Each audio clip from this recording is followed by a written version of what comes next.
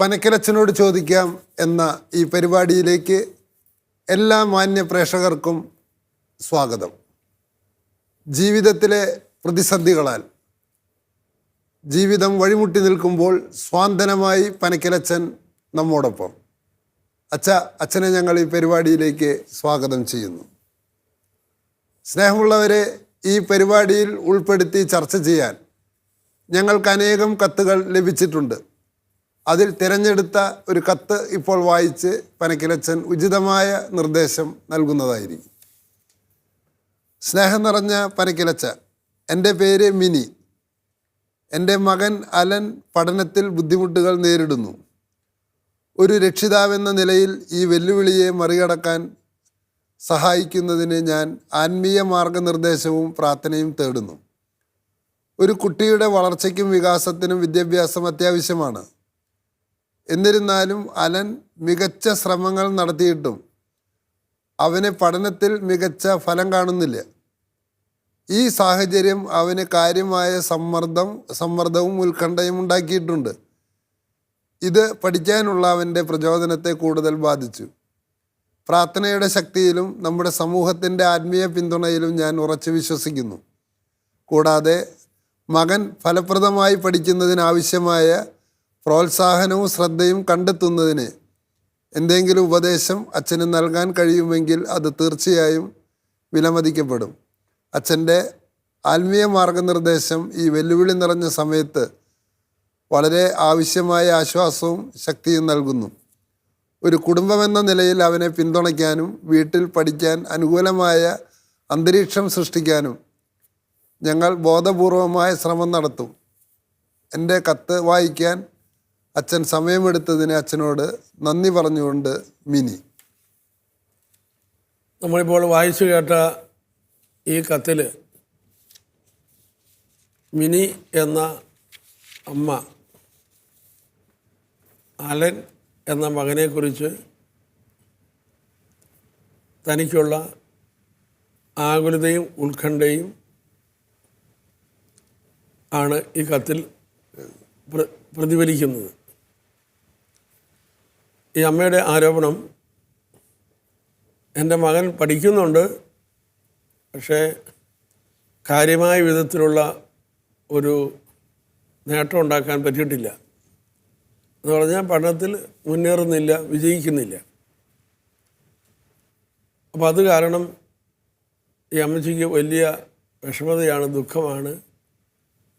അവൻ്റെ ഈ പഠനത്തിന് അവനുള്ള ഈ ബുദ്ധിമുട്ടുകൾ, അതിൻ്റെ മേലെ എങ്ങനെ വിജയം വരിക്കാം എന്നതിനെക്കുറിച്ച് ചില നിർദ്ദേശങ്ങൾ തരണം എന്നാണ് മിനി ആവശ്യപ്പെട്ടിരിക്കുന്നത്. ഒന്നാമതായി മിനിയോട് പറയാനുള്ളത്,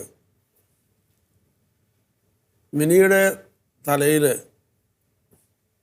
യഥാർത്ഥത്തിൽ ഈ അലൻ എന്ന് പറയുന്ന മകനെയല്ല കാണുന്നത്, ഒരു ഐഡിയൽ മകനെ മനസ്സിൽ കാണുകയാണ്. എന്നാൽ ഈ റിയൽ മകനെ കാണുന്നില്ല.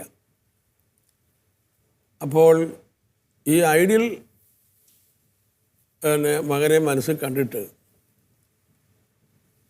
ഇവനെ ആ ലെവലിലേക്ക് എങ്ങനെ കൊണ്ടുവരണം, അങ്ങനെ അവൻ എത്തിച്ചേരാത്തത് കൊണ്ട് ഇവനെ ഓർത്ത് അമ്മച്ചി അങ്ങോട്ട് ദുഃഖിക്കുകയാണ്. ഈ ഐഡിയൽ മകൻ ഈ അമ്മച്ചിയുടെ മനസ്സിൽ കയറിയത് ചിലപ്പോൾ തൻ്റെ ഫ്രണ്ട്സിൻ്റെ പിള്ളേരുമൊക്കെ ആയിട്ട് കമ്പയർ ചെയ്തിട്ടായിരിക്കാം. അതും അല്ലെങ്കിൽ തൻ്റെ മനസ്സിൽ പൂർത്തിയാകാതെ കിടക്കുന്ന ചില ആഗ്രഹങ്ങളും മകനിലൂടെ പൂർത്തിയാകാൻ ആഗ്രഹിച്ചുകൊണ്ടതായിരിക്കാം. അപ്പോൾ എന്തായാലും ഈ അമ്മച്ചി ഈ മകനെക്കുറിച്ച് ഓർത്ത് വളരെയധികം ഉത്കണ്ഠയും ആകുലതയും നിറഞ്ഞു നിൽക്കുകയാണ്. മാത്രമല്ല അച്ഛാ, ഇപ്പോൾ ഒരു ക്ലാസ്സിലേക്ക് ടീച്ചർമാർ വിളിപ്പിക്കുമ്പോൾ മറ്റു കുട്ടികളൊക്കെ പഠിക്കുന്നു, എന്താ ഈ അലൻ ഇത്ര പിന്നാക്കം എന്ന് ചോദിക്കുന്നുണ്ടാവും.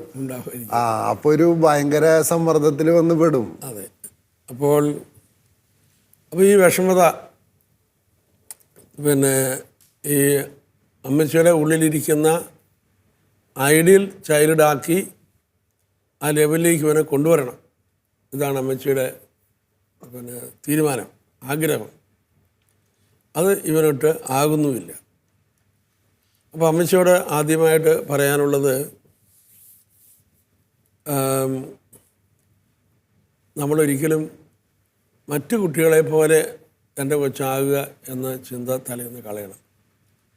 ദൈവത്തിന് ഓരോ വ്യക്തിയെക്കുറിച്ചും വ്യക്തമായ പ്ലാനുണ്ട്.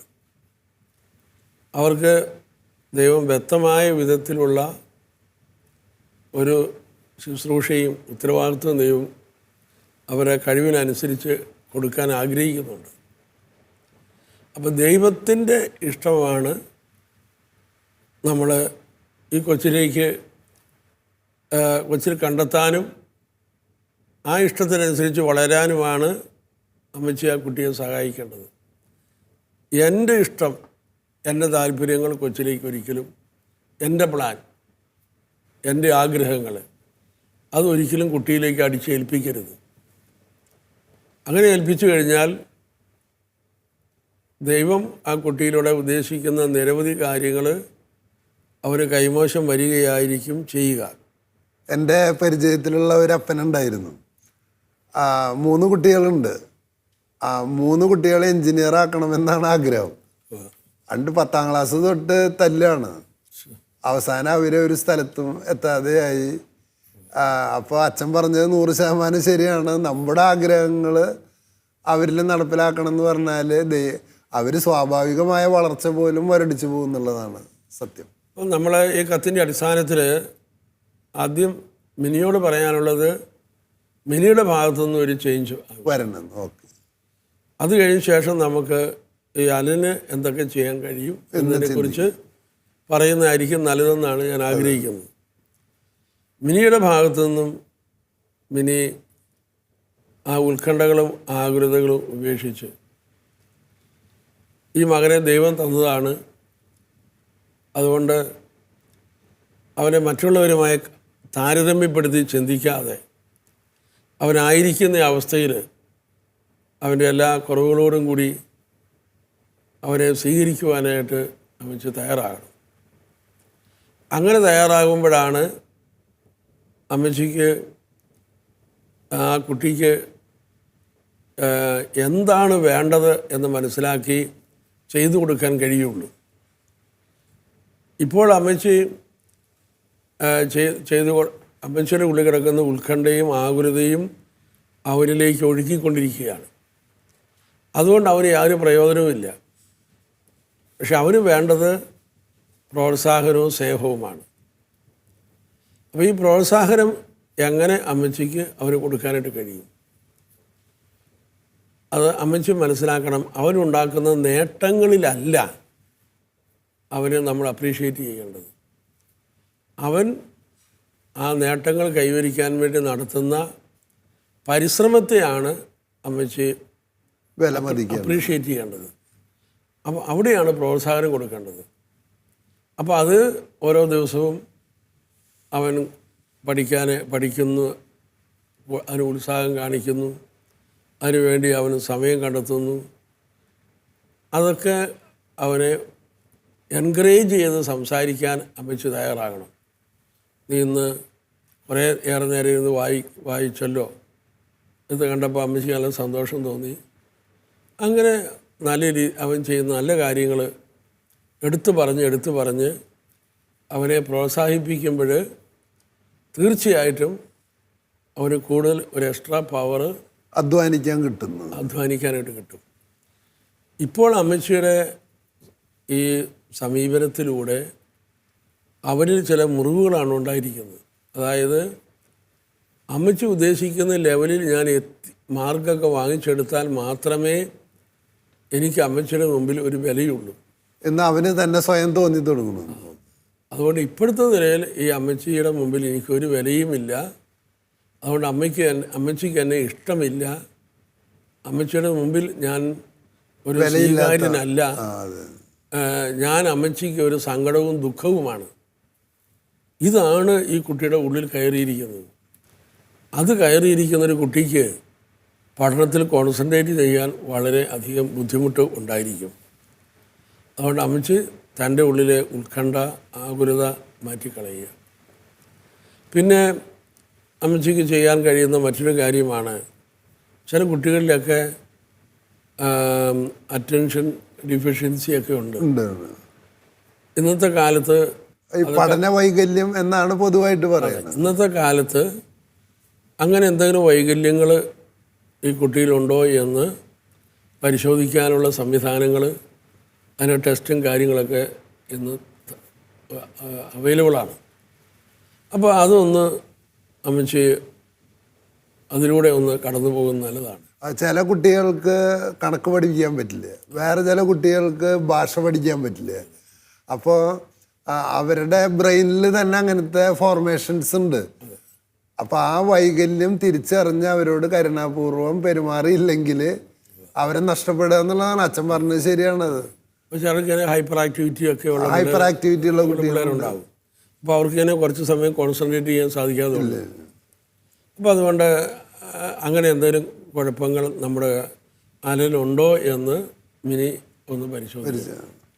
അത് ഡോക്ടർമാരുടെ അടുത്ത് പോകണമെന്ന് തോന്നുന്നു. അതിനൊക്കെ ധാരാളം സംവിധാനങ്ങൾ ഇന്ന് അവൈലബിൾ ആണ്, ഇവിടെ ഉണ്ടെന്നല്ലേ.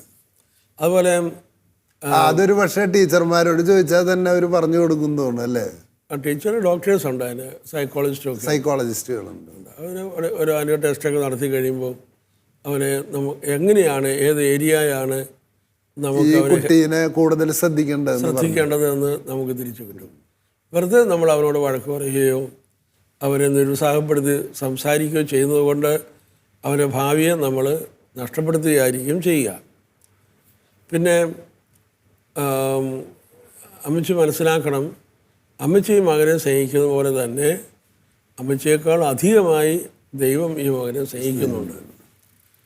ഈ മകൻ ഒരു നിലയിൽ എത്തിച്ചേരണമെന്ന് അമ്മച്ചി ആഗ്രഹിക്കുന്നതിനേക്കാൾ വളരെ അധികമായി ആഗ്രഹിക്കുന്ന ഒരു ദൈവം ഇവനുണ്ട്. അപ്പോൾ അതുകൊണ്ട് ആ ദൈവത്തിൻ്റെ പ്രോത്സാഹനവും സ്നേഹവും സാന്നിധ്യവും അമ്മച്ചി കൊണ്ടുവരണം, മനസ്സിലേക്ക് കൊണ്ടുവരണം. അങ്ങനെ കൊണ്ടുവന്നുകൊണ്ട് സ്വർഗീയ ദൈവത്തിൻ്റെ ആ അംഗീകാരം അവനിലേക്ക് ഒഴുകാൻ വേണ്ടി അമ്മച്ചി അവന് വേണ്ടി പ്രാർത്ഥിക്കണം. ദൈവം നമ്മുടെ മക്കൾക്ക് വേണ്ടി വാഗ്ദാനം ചെയ്തിരിക്കുന്നത് എന്തെല്ലാമാണ് എന്ന് അമ്മച്ചി പരിശുദ്ധാത്മാവിലൂടെ മനസ്സിലാക്കുന്നത് വളരെ നല്ലതാണ്.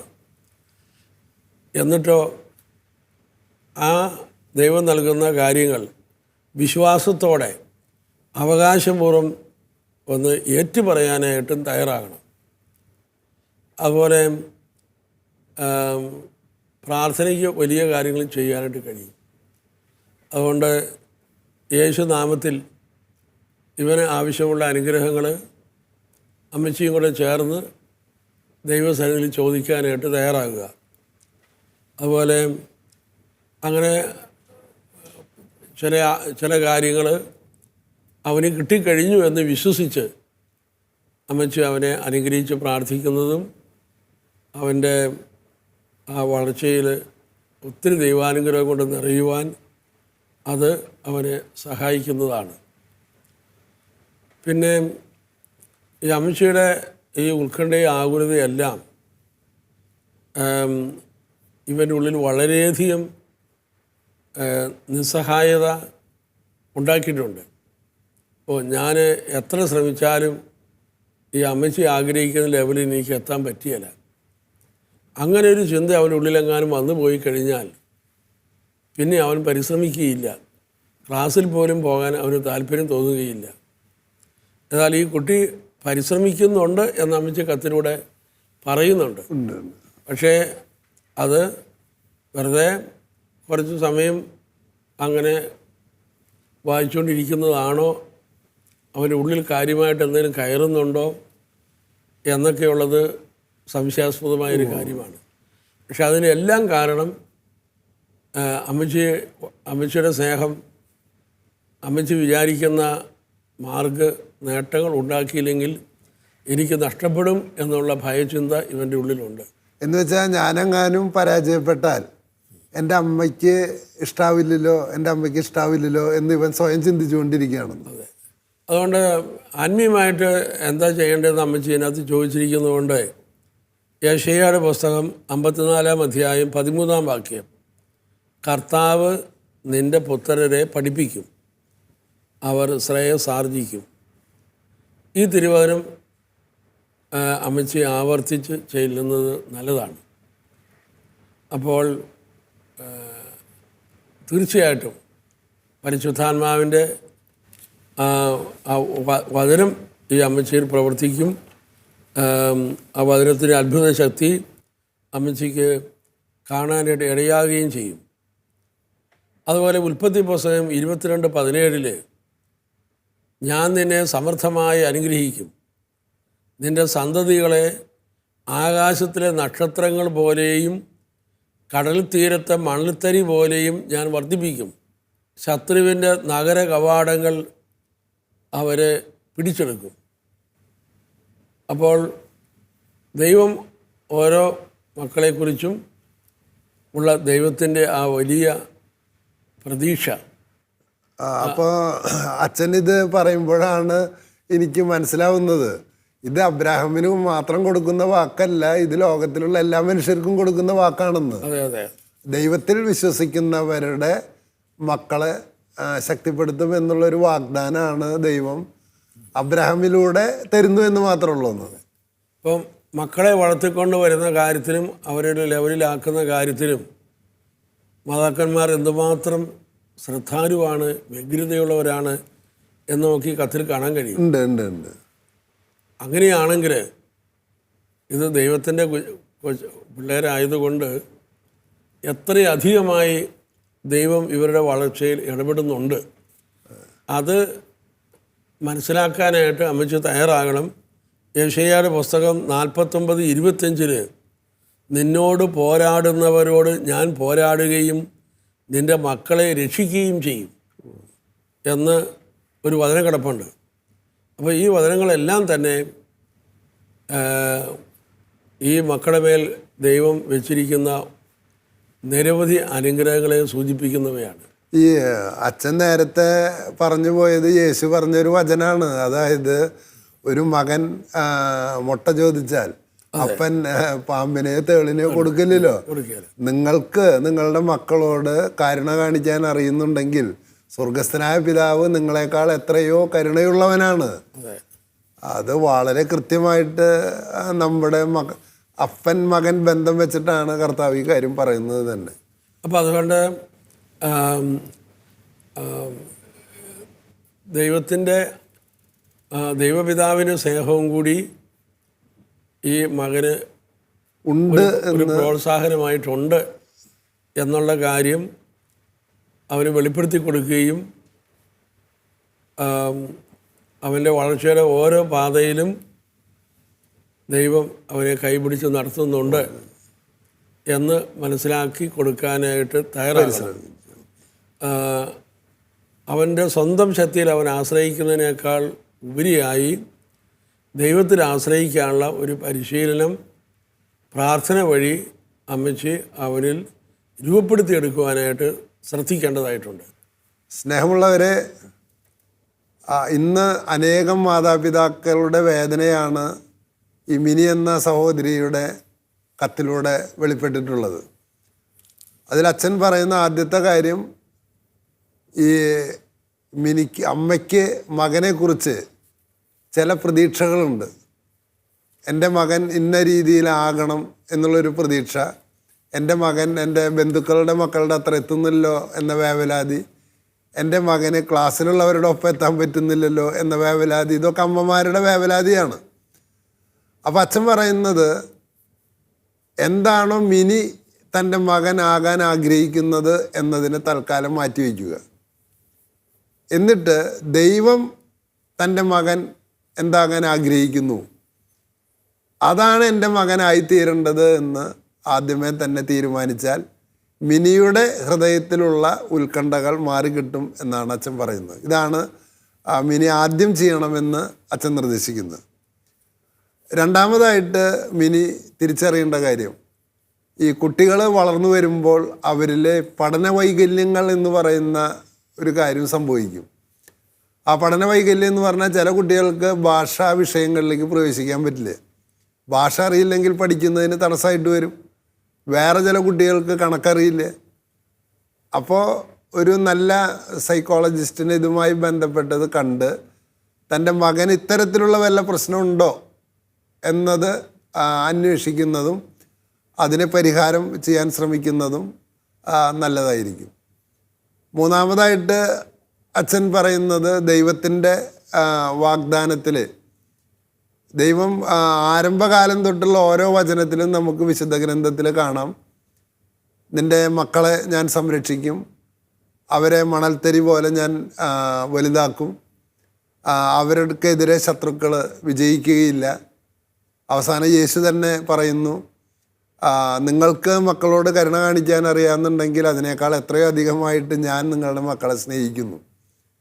അപ്പോൾ ഞാൻ നിങ്ങളുടെ മക്കളെ നിങ്ങളെക്കാട്ടിലധികം സ്നേഹിക്കുന്നു എന്ന ആത്മീയ അറിവ് മിനി സ്വന്തമാക്കിയാൽ തന്നെ മിനിയുടെ മനസ്സിലുള്ള ഉത്കണ്ഠ മാറിക്കിട്ടും. മാത്രമല്ല, ഇപ്പോൾ അവൻ്റെ ഉള്ളിലുള്ള ഉത്കണ്ഠ ഇതാണ്, ഞാൻ വല്ല പരാജയപ്പെട്ടാൽ എൻ്റെ അമ്മയ്ക്ക് എന്നെ ഇഷ്ടമുണ്ടാവുമോ, എൻ്റെ അമ്മയ്ക്ക് എന്നെ ഇഷ്ടമുണ്ടാവുമോ. അതിൽ നിന്ന് മാറാൻ അമ്മ വിജയത്തിൽ തോൽവിയിലും വിമർശിക്കാതെ പ്രോത്സാഹിപ്പിക്കാതെ അവൻ്റെ പരിശ്രമങ്ങളെ പ്രോത്സാഹിപ്പിച്ച് വരാനാണ് അച്ഛൻ പറയുന്നത്. കൂടുതൽ സമയം പഠിക്കുമ്പോൾ അതിനെ പ്രോത്സാഹിപ്പിക്കുക, അങ്ങനെ ചെയ്യണം. മാത്രമല്ല, അവസാനമായി അച്ഛൻ പറഞ്ഞത് ദൈവത്തിൽ ആശ്രയിച്ച് മാത്രമേ അറിവിൽ വളരാൻ കഴിയുള്ളൂ എന്ന ബോധം അവനിൽ കൊടുത്താൽ അവൻ്റെ ഈ കഷ്ടതകളിൽ വിജയമായിട്ട് മാറും എന്നാണ് അച്ഛന് പറയാനുള്ളത്. അച്ഛാ, ഈ കത്ത് ശരിക്കും പറഞ്ഞാൽ അനേകം മാതാപിതാക്കളുടെ വേദനയാണ്. നമുക്ക് മിനിക്ക് വേണ്ടിയും അലന് വേണ്ടിയും ഇത്തരത്തിൽ കഷ്ടപ്പെടുന്ന അനേകം മാതാപിതാക്കൾക്ക് വേണ്ടിയും നമുക്ക് പ്രാർത്ഥിക്കാം. സ്നേഹിതയായ കർത്താവേ, മാതാപിതാക്കന്മാരുടെ ഏറ്റവും വലിയ ആഗ്രഹം മക്കൾ അനുഗ്രഹീതരായി വളരുകയും അവരുടെ ജീവിതം ധന്യമാകുകയും ചെയ്യണമെന്നാണല്ലോ. അങ്ങനെ ആഗ്രഹിക്കുന്ന ഒരു സഹോദരിയാണ് ഈ കത്തെഴുതിയിരിക്കുന്നത്. അതേ ആഗ്രഹം നിലനിർത്തുന്ന ലോകമെമ്പാടുമുള്ള എല്ലാ അമ്മമാരെയും ഞങ്ങൾ അങ്ങയുടെ പക്കലേക്ക് സ്നേഹപൂർവ്വം കൊണ്ടുവരികയാണ്. ഈ മക്കളെ കൈകാര്യം ചെയ്യുന്ന ശുശ്രൂഷയിൽ ലോകത്തിൽ ഒരമ്മയും തനിച്ചല്ലെന്നും അവരുടെ കൂടെ അപ്പനും അമ്മയുമായി നിലകൊള്ളുന്ന സ്വർഗസ്ഥനായ പിതാവ് ഉണ്ട് എന്ന ബോധ്യവും, അതുപോലെ ആ സ്വർഗീയ പിതാവ് മക്കൾക്കായി നൽകിയിരിക്കുന്ന നിരവധി വാഗ്ദാനങ്ങളും തിരിച്ചറിഞ്ഞുകൊണ്ട് ആ സ്വർഗീയ പിതാവിൻ്റെ അനുഗ്രഹത്തിന് കീഴിൽ വളർന്നു വരുവാൻ എല്ലാ മക്കളെയും അവിടുന്ന് സഹായിക്കണമേ. വീടുകളിൽ നിന്ന് കുട്ടികൾക്ക് അനുഭവപ്പെട്ടുകൊണ്ടിരിക്കുന്ന വലിയ സമ്മർദ്ദങ്ങൾ അത് അവരുടെ മനസ്സിനെ മുറിവേൽപ്പിക്കുന്നു, തളർത്തിക്കളയുന്നു. അത്തരം മുറിവിൽ കഴിയുന്ന എല്ലാ മക്കളെയും അവിടുന്ന് സുഖപ്പെടുത്തണമേ. തൻ്റെ കുറവുകളോടുകൂടി സ്വീകരിക്കുവാനുള്ള അനുഗ്രഹവും കഴിവും എല്ലാ കുട്ടികൾക്കും കൊടുക്കണമേ. പ്രാർത്ഥന കേൾക്കുന്ന ദൈവമേ സ്തോത്രം, യേശുവെ നന്ദി, യേശുവെ സ്തോത്രം, യേശുവെ ആരാധന, യേശുവെ നന്ദി. ആമേൻ.